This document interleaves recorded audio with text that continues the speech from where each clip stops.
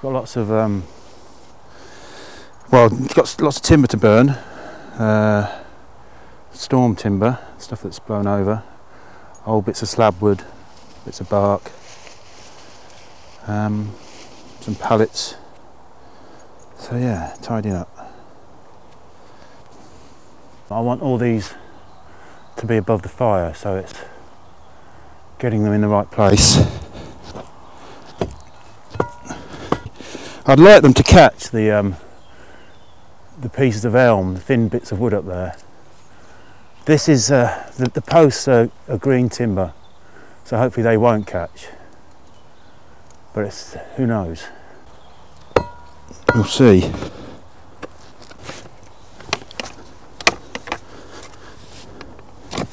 I don't really want them touching each other, so it's, well, not further up anyway. If it,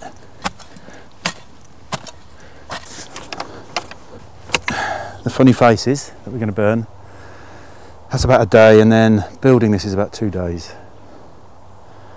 And it will go up in about 2 hours maybe. I've got more green wood in this, so it will slow it down. Hopefully not to the point that it puts it out. Right, that's ready for planting, that one.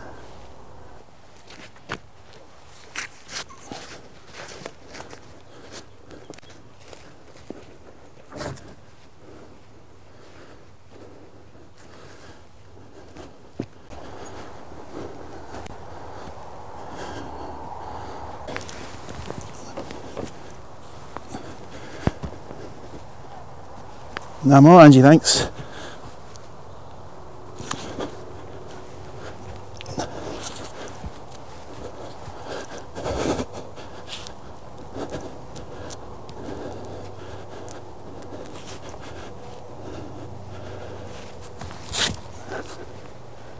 Yep.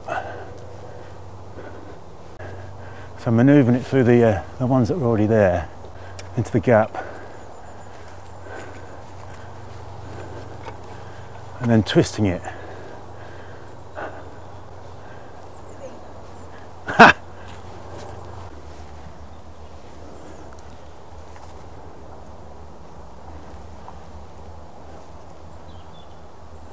Well, let's have a look. Yeah, okay, that's not bad. I think that'll do. I'll firm it at the base and then adjust it later.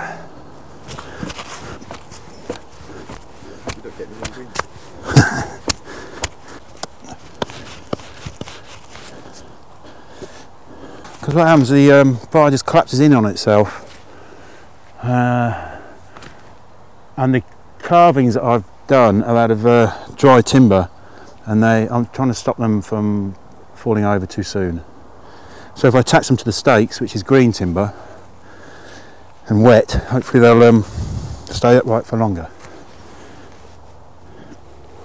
This is people call it in the south, I think it's called a post knocker, but I seem to remember it has been called a hut in the Midlands. You end up going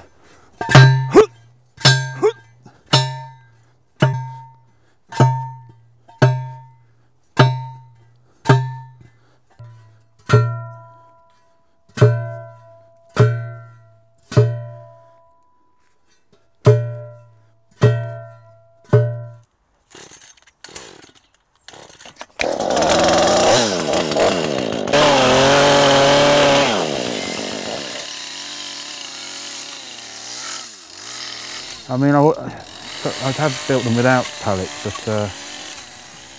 it's a bit of a purist way of doing it. But we've got a lot of green timber here, so I just figured I might need it.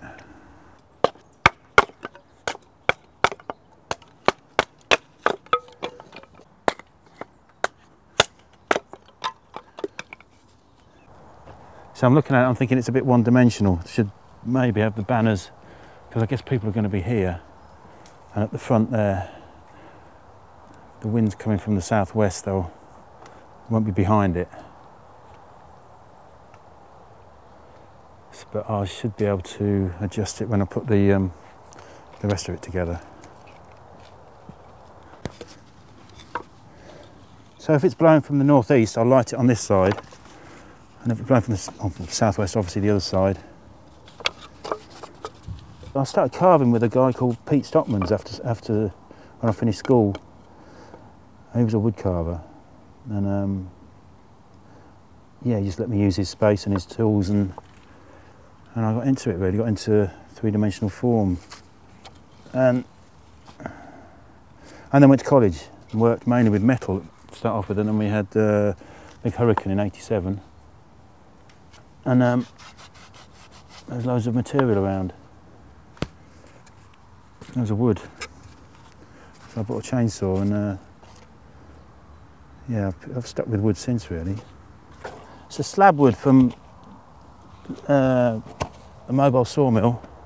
It's the first cut that you take off, and then you plank the rest of the timber. But it's kind of waste wood really. I mean, you could clad a building with it, a fence with it, but it should be really dry, so they should burn quickly. So the fatter, the chunkier ones, like this fella here, I'd probably put that in there further down, or near the hottest part of the fire. And these sort of furry faces here, now I'll fix them to the stakes that I was hutting in. I might actually just see what one looks like, get an idea. Yeah, so they'd probably need to go up somewhere like that, and then they'll be arranged around the fire.